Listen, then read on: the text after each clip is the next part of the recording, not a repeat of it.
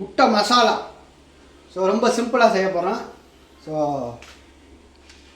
ஒரு வெங்காயம், ஒரு 3 ஸ்ப்ரிங்கு கொத்தமல்லி இலை நல்லா கட் பண்ணி வச்சுக்கோங்க.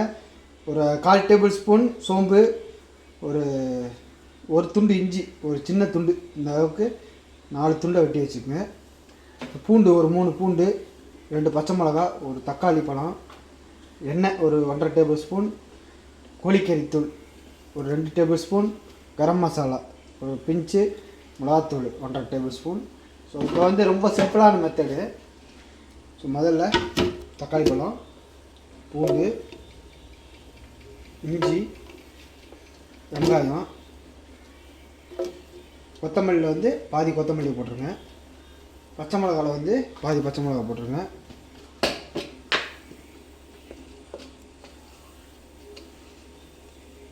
மிளகாத்தூள்,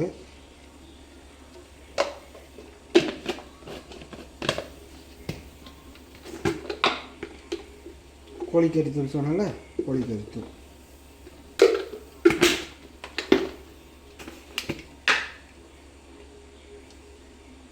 கரம் மசாலா.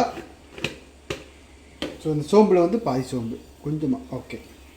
ஸோ இப்போ தண்ணி வந்து பார்த்திங்கன்னா இந்த வெங்காயம் தக்காளி இது முங்குற அளவுக்கு, இது ஃபுல்லாகிற அளவுக்கு இந்த அளவுக்கு ஊற்றிட்டு அரைச்சிருங்க, ஃபைன் பேஸ்ட்.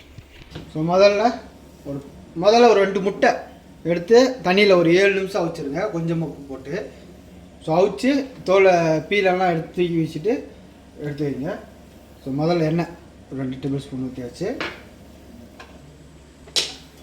எண்ணெய் நல்லா சூட்டும். சோம்பு போட்டுருவோம், பச்சை மிளகா போட்டுருவோம். ஸோ இது பொரிட்டோம்.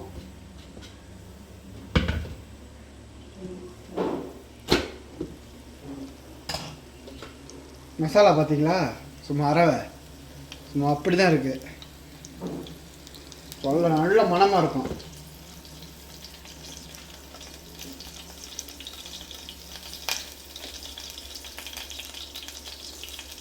பொரிஞ்சிருச்சு. ஸோ எண்ணெயோட சேர்த்தியும் போடலாம், எண்ணெயை சுட்ட பிறகும் போடலாம். ஆனால் நல்லா பொரிஞ்சோன்னே அதில் ஊற்றிடுவோம்.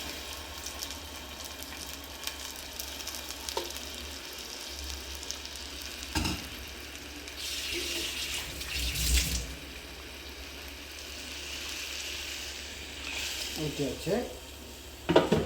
ஸோ இதோட பார்த்தீங்கன்னா தேவையான அளவு சால்ட்டு.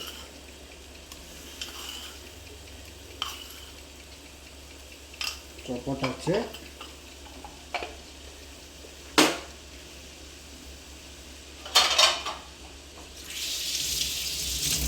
மசாலா சும்மா செம்மையாக திக்காக இருக்கும்.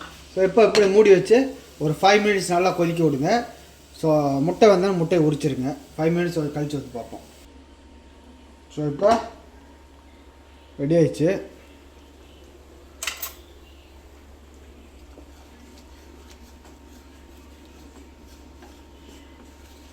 ஸோ முட்டையை உரிச்சாச்சு. உரித்த முட்டையை ஆட் பண்ணிடுவோம்.